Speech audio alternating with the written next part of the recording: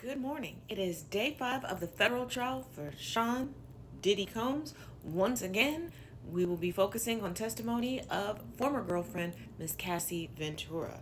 Prosecutors want the defense to finish their cross-examination of Ventura by 4:30 Eastern Standard Time today. Okay?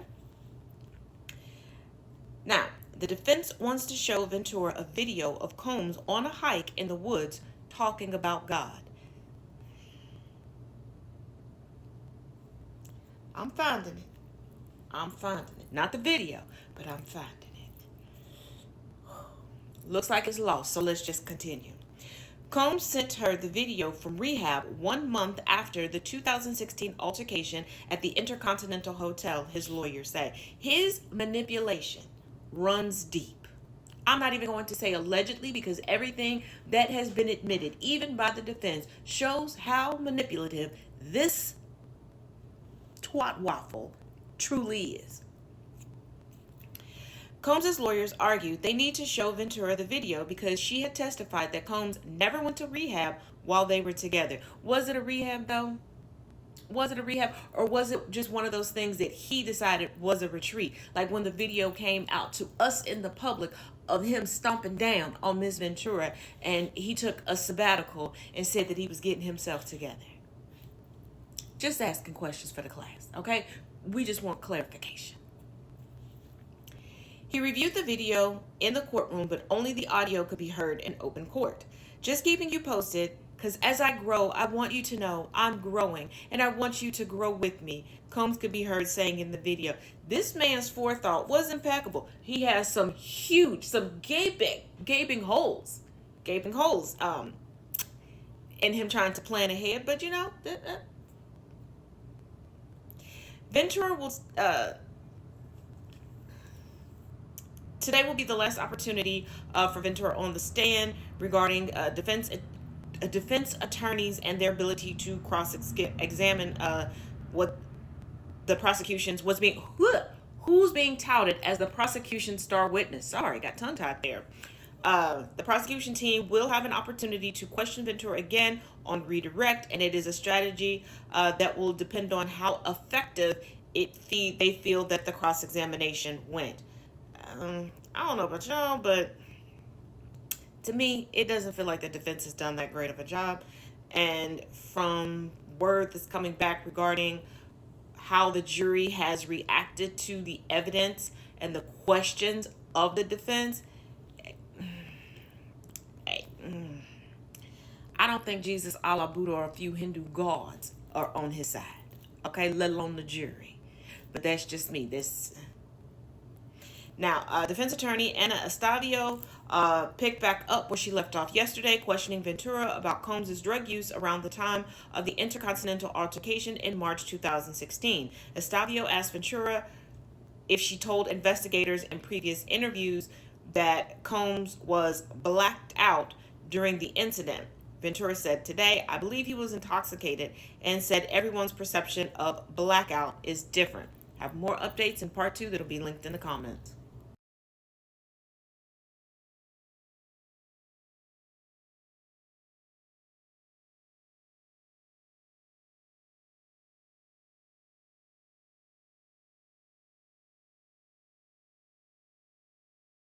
Part 2. Ventura saw a message that she sent to her then boyfriend Combs on March 10, 2016, in which she described abuse. She said, and I quote, when you get fucked up the wrong way, you always want to show me that you have the power and you knock me around. I'm not a rag doll. I'm someone's child. That message was read aloud in court today. The jury also saw messages between Ventura and Combs from a couple days after the Intercontinental Hotel altercation, once again, that took place in March of 2016. In the messages, Combs expressed a desire to engage sexually with Ventura. Under cross-examination, Ventura confirmed that she thought it was a little strange that he would be suggesting something sexual after what happened at the hotel. At this point, does Combs' defense team like him? I hope not. She said, and I quote, I felt that way from Friday, referring to their time at the hotel, Combs wrote. I'm sorry, not Ventura said, he wrote. I felt that way from Friday, referring to their time at the hotel, Combs wrote, what are you doing? Sir, you just whooped her ass. And you want to vouch a wow? Once again, I'm finding it. I'm finding it. Unfortunately, it's missing. Not a good vibe. We need a different vibe than Friday, Ventura wrote. Fuck Friday, LOL, Combs wrote. I don't even want to do that again. LOL true, Ventura responded. In the following messages, Combs referenced a card and told Ventura that he loved her. Love you, Ventura responded. That's some kind of crazy. But given how volatile and he was, or is, I don't know if he's still like that or not. I can understand why she tried to laugh it off in a text message. You just nothing but shaboing boing in your brain, huh, Diddy? The defense brought up instances in which Ventura testified that Combs had taken her phone after he suspected she was talking to other men. Okay. Ventura said Combs would also take other possessions like her passport or her watch when he was angry with her, and many times over other men she dated over the years, Ventura confirmed. It was with anyone else beside if I was with anyone else beside him, she said, I don't know that I would call it cheating. So they would break up, she would be with somebody else, he wasn't happy about it, but all throughout their relationship, according to testimony, he could be with whoever, whenever, however he wanted to. Sounds about incel. When you're not with somebody, it's not cheating. I feel like it's a technicality in a boyfriend-girlfriend relationship. We weren't married, Ventura testified. No, if you're not in a relationship with somebody, boyfriend, girlfriend, husband, wife, situationship, whatever, it's not technical. Y'all not together. You can do what you do. Anna Estavio, attorney for the defense, asked Ventura if she remembers Combs taking her phone in 2013 after he suspected her of dancing with singer Chris Brown. Ventura said she didn't remember much about the incident besides the fact that I wasn't dancing with Chris Brown. In August 2016, Combs took her phone when he learned that she was dating another man. She testified that they weren't really together at the time and were not in a great place. They'd been in a car driving to a doctor's appointment when she unlocked her phone and Combs grabbed it and ran out of the car, leaving the scene. Her mother called the police when she got home without her phone, Ventura said. Though she did eventually get her phone back from Combs later that day, she wasn't asked to expand on the police involvement. What was the point, defense? What was the reason? Part 3 in the comments. Y'all know how this goes.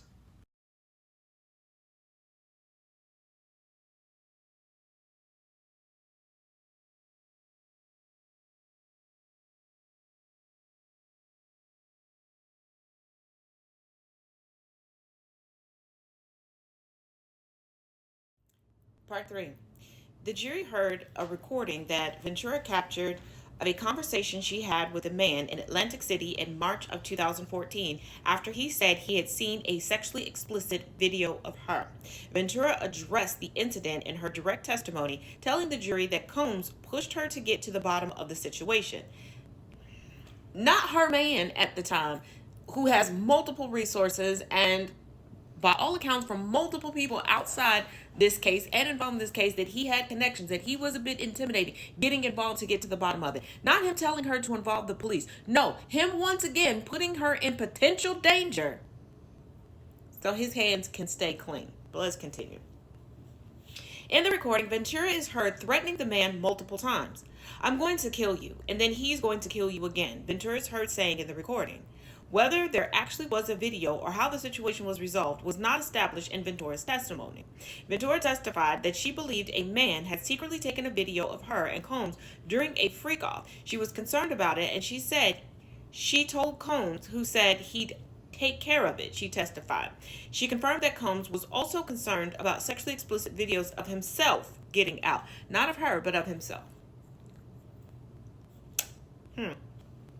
An escort service that Combs and Ventura used, Cowboys for Angels, was featured on a Showtime TV show called Gigolos. Ventura had been concerned that the escorts she and Combs used might end up on the show and reveal their relationship, she confirmed when asked. The defense attorney, Anna Estavio, questioned that some of the escorts involved in the couple's freak-offs were featured on the show. Ventura said she never saw the show, so she wasn't sure. Ventura testified she went to an inpatient treatment center early in 2023 for mental health problems. The program was 45 days, and she said she began writing her book while she was there. Anna Estavio, for the defense, asked about the treatment center Willow House and stated that it treats patients for sexual compulsion and love addiction. Ventura said she was not treated for those conditions while she was there. Ventura also confirmed she was taking buprenorphine. My apologies if I'm not pronouncing that correctly. Since she was prescribed the medication for opiate addiction in 2022. I need people to, if you're going to look up what something specializes or someone specializes in, be completely transparent. Don't just pick out 2 or 3 things as a gotcha moment. Give the whole plethora. We know that any rehabilitation center is going to have a cornucopia that they can assist people with. Don't try to make it seem like this victim is the victimizer. And no matter how salt and pepper you let this idiot get, that motherfucker's guilty, allegedly. The court then took a short break. After the break, Ventura testified about her time at the treatment center where she was seen for post-traumatic stress disorder or PTSD. Ventura confirmed that she participated in different kinds of therapy at the facility. Once again, that facility was Willow House. Eye movement, desensitization, and reprocessing, EMDR, and somatic experiencing were among the therapies that she received, according to her testimony. The jury again was shown messages from Combs sent to Ventura in January of 2016 that were previously brought up in direct examination, in which Combs referenced having a freak-off without taking ketamine. Ventura previously testified that the K referenced ketamine. I hate K, so let me know when. Please don't be mad and think that's all I want to do, Combs said, according to the text. A successful FO is when we remember and we don't be fiending to do it right away, he continued. And then the jury took another short break. Combs' attorney left the room to get their exhibits for moving forward together. That is what we know so far. Next round of updates I will bring to you, but as always, let me know your thoughts in the comment section.